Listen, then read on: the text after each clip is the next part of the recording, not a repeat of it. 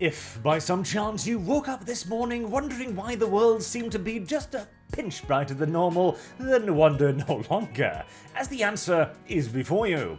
Anita Sarkeesian announces that she is shutting down Feminist Frequency, an announcement no doubt followed by a great deal of ringing of bells across the countryside. A lot of ding-dongs and ding-dongs, I have no doubt.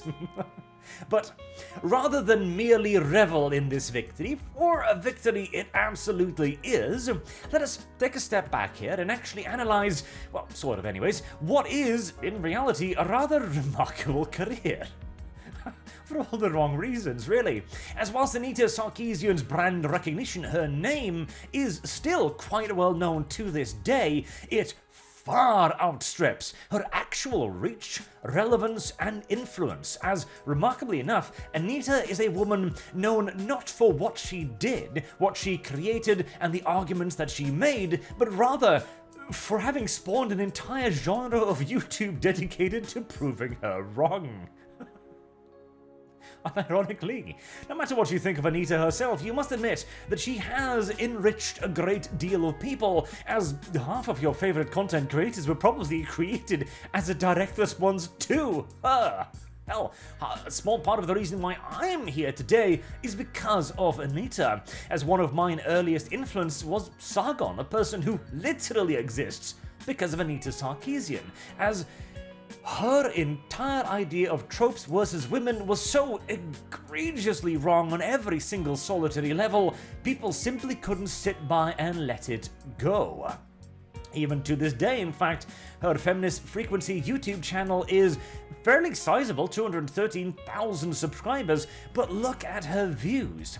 1.4k, 700, 500, 800, 1.7, 800, 1.9, 2k, good job, 1k, 1.2k, 500, and so on. Anita Sarkeesian's relevance in the sphere of politics and discussion is non-existent, and it has practically been non-existent since the very beginning, as Anita is of course a little bit of an OG YouTuber. She's from, what, back in 2009, 10? So she's been on YouTube since it was like 4 or 5 years old.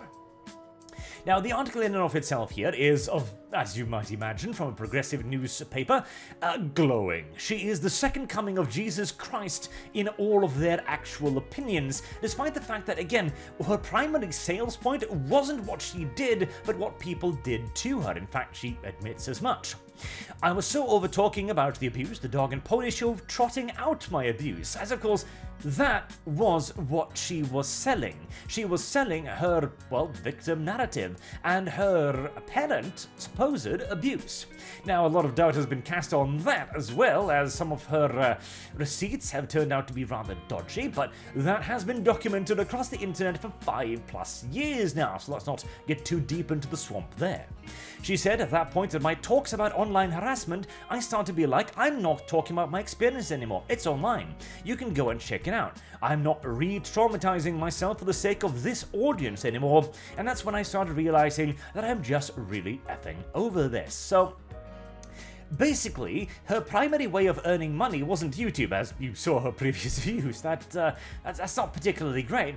But she, of course, got a whole host of appearances on all kinds of conferences, and even mainstream talk shows and news organizations asking her on to talk about not her videos, not her views, not about her ideas on feminism or representation, but about how people were being mean to her. This too is one of the things that a lot of people criticized Anita for, because she seemed to have been one of the OG grifters as well, turning her victimhood narrative into more of a business than her actual ideas and solutions. This, of course, is viewed as she's simply showing off the abuse. She's creating a visibility, by being an obvious target. She's showing it all off. Yes, correct. And now that she has actually finally left, she has done so because of all of the abuse. So this is a woman who spent 15 years being the target of practically the entire internet and handling it very well, in fact turning it into an actual literal profitable business, and yet now she's quitting that business. Well, to be entirely honest here, I suspect that has more to do with again, her fading relevance, rather than her getting overly sick of being called bad words in return for if English is a difficult language, enormous stacks of money. Yeah, call me cynical, but I feel as if that is the more reliable narrative here. So, what did she actually do? Well, her original claim to fame was the Tropes vs. Women series, and this was really what kicked everything off, as back then the internet had no real resistance to this sort of nonsense. In many ways, Anita was the COVID of video gaming. It's kind of a mean comparison, but it's also sort of pseudo-correct. When she started accusing gaming of being sexist, blah blah blah blah blah, everyone was like, wait, what? Are you sure? I mean, look at all of these lists of female characters we have. Look at all of these strong female characters we have. And she simply just ignored it and kept going, which got a lot of us to wonder, like, what, is she dumb? Okay, what if we shout louder? And that, of course, turned into the harassment, didn't it? It's like, no. Actually, seriously, gaming is rather diverse. And we tried to make the argument, failing to understand at the time that she wasn't seeking a debate. She wasn't going like, yeah, I think gaming is pretty sexist. And we can go, yeah, no, hold on, no, we think the opposite. She was using this for clout and influence and position within gaming. We had completely misunderstood the way the game was played. We thought that we were having a debate about our hobby as whatever thing related to that hobby, in this case, sexism and the representation of women. Whereas in reality, what we were doing was having a power struggle for the industry itself, as what Anita did succeed in doing was allow a lot of her people and people in her position and mindset to work their way into the gaming industry by leveling accusations against it that the industry didn't really have any defense against.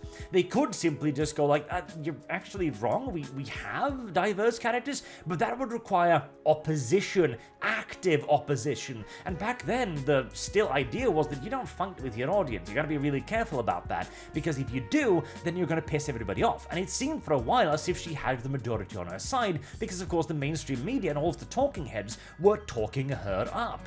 And so the executives in Western gaming companies looked at her and were like, wow, she's on the goddamn news? Clearly this must be a big thing. Okay. Let's not get bad PR here, just throw her a few $1,000, give her an advisory position, and there you go.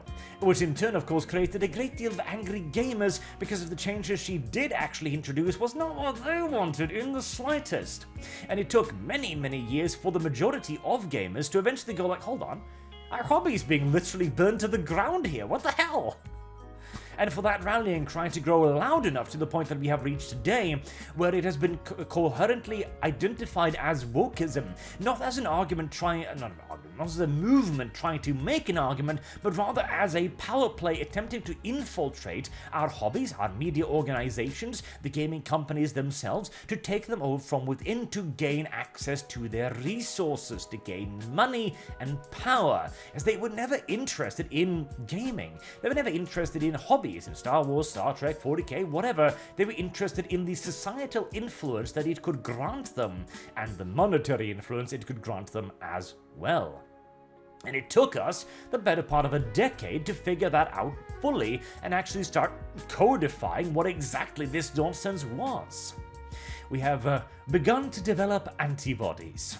And even then, Sarkeesian was far from one of the most influential people in this either, as again her Tropes versus women was, if anything, a greater blow to her movement and people like her than it was a benefit, as preceding that, this was still happening, but it wasn't obvious. Nobody was paying attention to the slow drift leftwards of our entertainment industries because nothing was overt. Anita, God bless her soul, gave us the wake-up call we so desperately required to realize that, hold on, I'm getting shot at. What's going on here? At the end of the day, she did more for us than she did for them. It's a very interesting line of thinking, as she was, obviously, the great Satan of her time. I even remember back in the day when now Stephanie Sterling, was one of my favorite content creators because he went after the gaming industry, which was legitimately shit and abusive on many levels. And he started talking about Anita Sarkeesian, this weird woman I hadn't heard about, and how if some people had simply left her alone, then she would have made her videos and then moved on. And at the time I was thinking, that's very unlikely considering how she's earning money off this, but in retrospect, he was probably correct in that she would have done her stuff, and nobody would have paid attention, and she would have simply gone away because she wouldn't have earned any money of it.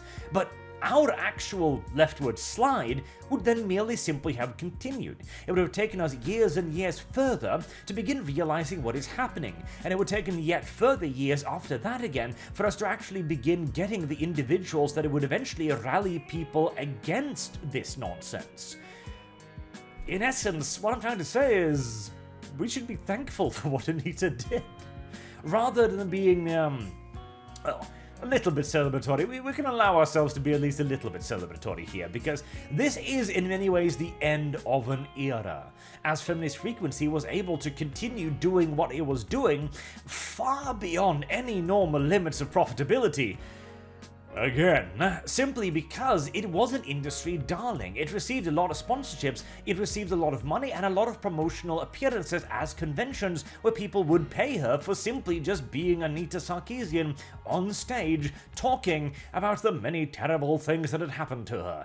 But as now the invitation seems to have dried up, that is no longer profitable. As for what she is going to do now, God only knows. Presumably she will take a step back and then maybe return when she's found or figured out some other way to launch herself into the spotlight anew. Who knows? But if we're very lucky, it might even be the last we see of her. No, would we be lucky? Considering the benefits she granted us the first time around, who knows? Maybe we should actually be looking forward to the return of Anita Sarkeesian. How the world has changed, I suppose. Until next time, thank you all very much for watching. I've been Arch, and thank God for Anita Sarkeesian. Have a good day.